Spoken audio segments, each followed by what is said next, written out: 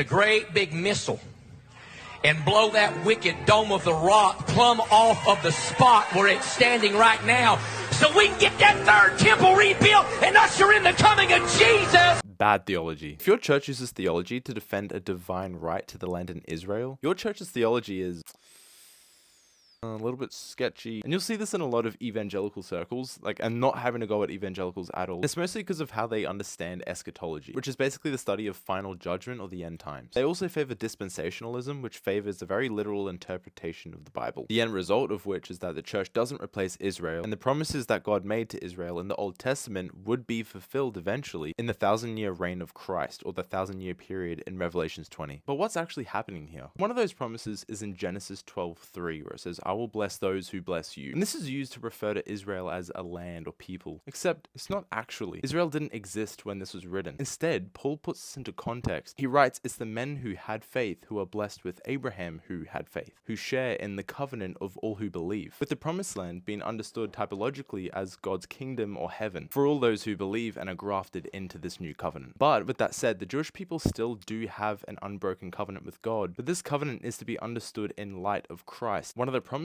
of this covenant is that Israel as a nation would turn to Jesus, as he is the ultimate fulfillment of it. Let me know what you guys think, and if you disagree completely, keep it civil in the comments, please.